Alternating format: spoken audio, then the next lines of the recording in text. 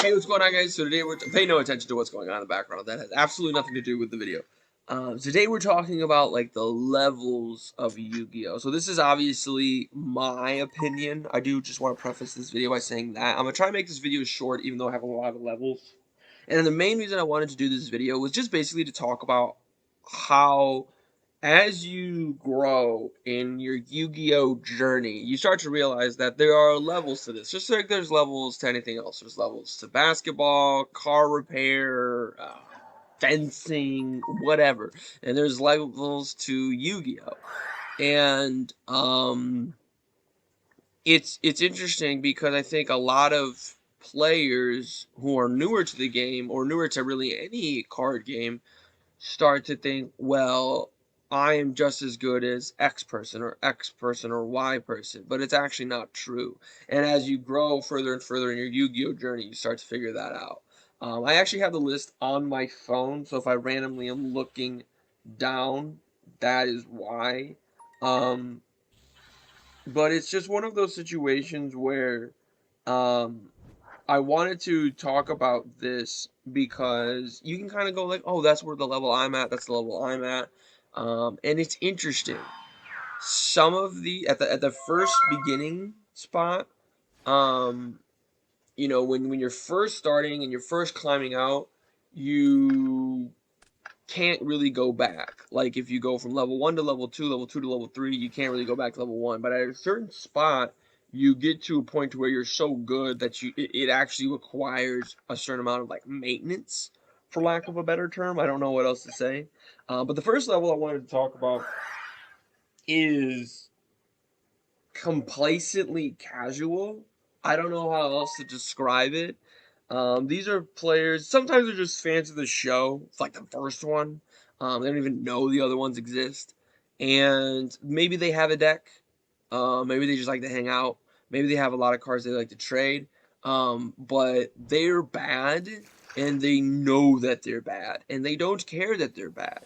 Um, they make weird plays. They take a little too long. They don't usually even compete on a locals level, but they understand the game to a very basic level. Like they know how to synchro summon, they know how to Xyz summon, they know how to fusion summon, they know how to ritual summon, they know how to pendulum summon, and they know how to link summon. And it's interesting because a lot of times these players are in this weird zone of like everybody agrees not to make fun of them even though they suck. Because it's like they know that they kind of suck, right? So it's really not that big of a deal for them. And these players are the ones who I think probably play the game the least. And that's why they're all the way at number one. Now, number two is actually going to have to be super casual, but not, but they do care about whether or not they're good. These are the type of people who play sort of like fun decks. And let me just tangent off real quick. Um, Fun decks are a term that gets tossed around a lot. Usually, a good way to identify if someone is good or bad at Yu-Gi-Oh is to figure out what their definition of a fun deck is. Some people think the deck at the bottom here is fun because they think winning is fun. Some people think the deck at the top is fun because they like Black Wings. Some people think Cloudians are fun and they can't be destroyed by battle. And you really start to get an idea as to what people think about when they think about fun decks. When I think about a fun deck, I think of a deck like Crystal Beast. I think of a deck like Fire King. I think of a deck like Battery Man. Battery Man's a deck I always have fun with. Um, I've also noticed too, these are the players who are having the most fun because they genuinely pick a deck based off of two things. One, do they like the archetype? Like, do they like the artwork and maybe potentially the lore? And two, do they like the play style? Like, they don't really care how good it is. They just care about their experience playing it. And a lot of Yu-Gi-Oh has interaction points in it, especially after turn one. But a lot of Yu-Gi-Oh is solitaire. So it is important to play a deck that you do actually enjoy. And these people understand it the best. Now, the next level is pretty dangerous. I'm hesitating in saying this. I don't want to offend anybody. You think that you're good, but you're just as good as the previous level. So this is technically speaking a level that's better than the previous level, right? But self-awareness is key, and a lot of players I've noticed are unaware of the simple fact that they're actually not very good. And it's this level that kind of inspired this video, a part of this level and other levels as well. Um, because I recently met somebody. My girlfriend's starting to get into Yu-Gi-Oh, so I was talking to her about the levels in Yu-Gi-Oh and how I might seem like I know a lot, but I actually don't. This is the level I'm in. Um, so I had to explain all the levels to her, and I began to realize a lot of people could really benefit from listening to the fact of like maybe you're not as good as you think you are. These are the type of people I'm gonna have to change the duel real quick. But these are the type of people who maybe they make a lot of excuses as to why they lost, and they don't usually get a lot of results. Machina. Um, Ooh, that's a crazy go spell. These are also the type of people who play bad decks and call them fun decks and say that they don't like broken decks or like these broken tier 0 decks. Like, no, well, I'm not a meta sheep. They use that term a lot. Meta sheep. And it's not like meta sheep, fun, bad, good. Like it's not like someone calling a deck that's bad fun and someone saying that someone is a meta sheep necessarily means that they're a bad player. But in a lot of cases, it does. A lot of cases, you kind of can tell. Like, they're just kind of making excuses as to why they're not very good. Um, and this is actually a really interesting point. Um, a lot of times, they will run what I call good cards, but not great cards.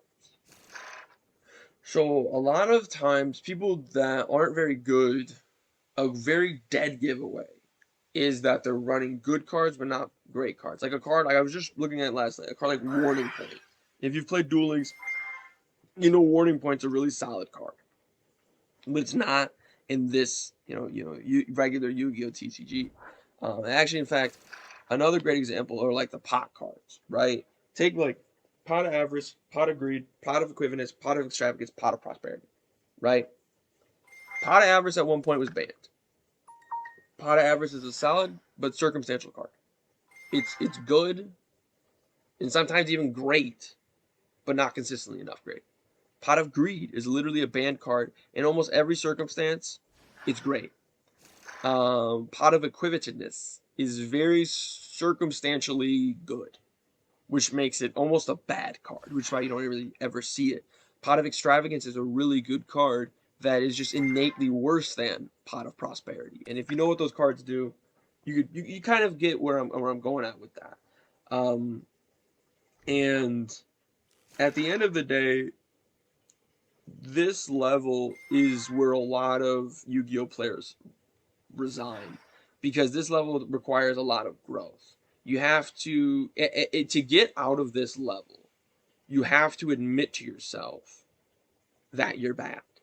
And you have to go on Reddit and you have to go on Twitter and go, "Hey, I noticed that this card isn't very good and this card isn't very good." And that a lot of it too comes from this idea of like your first deck will not be your best deck and it won't be your last. Like think about that. Like a lot of times players, I mean every deck works in theory.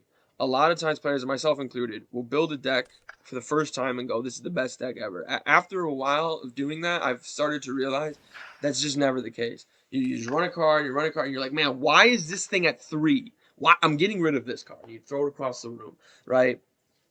Like being aware that you might have made a mistake with deck building is how you get out of this level. And we are still at the levels of like once you get to level 2, it's really hard to go back. Like it's really hard once you're at a spot where you're casual and you only play fun decks, but you actually care about being good. Like it's hard to go back to like just not playing the game at all, right? Like you can be at level 1, but you basically aren't playing the game at all, right? And once you get to level 3, you're starting to maybe get a little bit closer to topping. Maybe you do actually win some money at your locals event, um, but you're not actually good yet, right? The next level is casual but good at the game. Now, this is interesting. Um, this is where I think I'm at, right? The level just above the last one. And this is where, in my experience, this is kind of like where players who go really, really far in this game and come back and don't try as hard to stay good, this is where they end up. I think some YouTubers are here, not just myself. I don't want to name drop and make anybody uncomfortable, but um, I'm sure someone came to mind when I said casual, but actually pretty good. Um, these are players who play fun decks, like the deck across the screen here. They run cards like this, and they do this, and they're like, "Oh crap, what am I supposed to do here?" Right? Stuff like that, right? They like to play like off meta, roguish decks.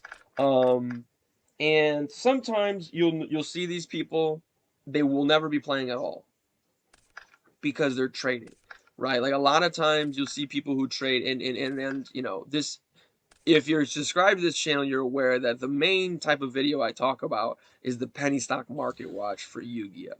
And the reason for that is because that's kind of the spot I'm at with this game. I do enjoy, not really this format, but I do enjoy Yu-Gi-Oh.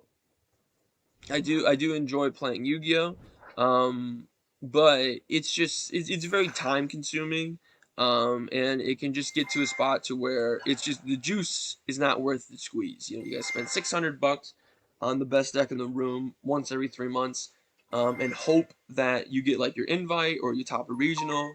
So you can sell the deck for $600 and then hopefully use that money you sold to get another one. Like that just gets tiresome after a while. And you have to be aware of the meta. Not just the meta, but you have to be aware of interaction points. Like this spot does not have to be aware of any of that. This spot, like, what deck's really good right now? This spot has absolutely no idea about it because it's the thing of like they know that they're not that great, but that level of awareness is what takes them from level 3 to level 4, right? And they know that if they actually put forth the effort, maybe they could get to the next level. Um,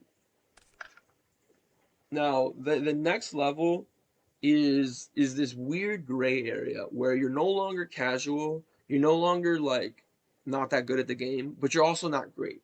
Right? These are your local champions. These are the ones who they'll run around at your locals, and even sometimes they can make some noise at a regional with the right matchups and with the right decks. Um, there are Yugi tubers who fall in this category as well. Once again, not name dropping, don't want to make anything awkward. Um, in my personal experience, this is probably the highest level I've ever gotten to. And that's why I know that this level takes maintenance. And when I say maintenance, I mean like you need to know what the meta does. You need to know how this card brought itself out. You need to know what this card's interaction is, right? You need to know what these cards do. You need to know what the meta is. You need to know different interaction points. You need to know what tech cards people are using. You need to know what to side against every single deck, every single option. And you just kind of need to know how to play at a very high level. Now, it doesn't necessarily mean you have to be great, right? But to be able to win a locals or to win like a side event, which is some things that I have done, right? You have to understand the game at a very high level. Not like very high, but at a high level. And this does require maintenance because this game changes fast. We get a new set, new structure deck, another side set, a new box, and then a new ban list. And usually that takes place over the course of 3 months. And all of a sudden, you just got done, you came back from 6 months ago, and you're not as good as you used to be because you just don't know what anything does. So I think that this is the level that you have the most fun in, simply because you're not putting that stress of trying to compete at a super duper high level, but you're also competing at a high level, right? Like you're at the dance, but maybe you're not the homecoming king or queen, if that metaphor made any sense at all. Um, Now, the next level here, um, and like I said, that's not a terrible level to be at. But the next level here is actually you're really, really good at the game. They're actually really stinking good at the game. Um, and I've actually noticed, in my personal opinion, I could be dead wrong, and maybe you had a bad experience with the judge. This is where Yu-Gi-Oh judges are. Like this is like there are Yu-Gi tubers in this level. When I think of Yu-Gi tubers in this level, I think of like Team Samurai X. So I am gonna name drop, right? Team Samurai X1, who I think the first remote duel invitational he won, right? Triff Gaming. I don't know if you follow Triff Gaming on Twitter. He's always top 8, top 4. He's playing Jesse Cotton, and and he's always up there with some of the best players. Asian Persuasion is another guy. Asian Persuasion 8, I think is his channel's name. Like those Yugi too, and there's others obviously too. Those are just some of the ones that I wrote down and came to mind here. This is sort of like the upper echelon elite players of Yu-Gi-Oh! They can win regionals, they can top YCSs. These players are very, very, very good. And like I said, judges are in this category. And I think the biggest thing with this category, um, the way to get to this category is you got to play, play, play, play, play. Um, nobody is special. Everybody puts their pants on the exact same way in the exact same time. And it is also important to remember this too. If you stumble upon someone like this, because I remember I was at a regional one time and DZ was sitting right next to me. Right, we were at the table right next to each other, and I was like, man, I don't know how I would have done it playing against DZ, especially because we were actually playing the same deck. Um, and you just got to remember, you both start with 8,000 life points. You both start with 5 cards, right? So they're only human after all. Is this the tier mirror? No, it's Dragon Link. Okay. Um, the final level, and if I missed any levels or if there's a spot where you think there needed to be more explanation, let me know in those comments down below. If you guys like these kind of videos, make sure you let me know by clicking that like button. If you dislike it, don't hit the dislike button. No, I'm just kidding. You can hit the dislike button. I don't really care. Please don't, though. I would prefer you not to hit the dislike button, but you can. The final level, though, as you would have anticipated, these are pro players, right? Commentators, most I feel like should be in this level. Like Billy Brake is in this level, right? Jesse Cotton, who we just referenced, is in this level. There are a lot of other players whose names are always popping up when we see regional tops, when we see YCS tops, when we see YCS winners. I know this year Jesse Cotton, another person I follow on Twitter, um, I think he's had 2 second place finishes at YCSs and a win, right? It's like that, and that is understanding the card game of Yu-Gi-Oh at a level that pro players do, and that's something that you need to understand. Like I think when someone dribbles a basketball and shoots a hoop, they are aware that maybe LeBron James or Steph Curry does that a little better, right? But when someone plays Rocket Tracer and someone's Striker Dragon, they don't think that there's someone who could do it any better than them.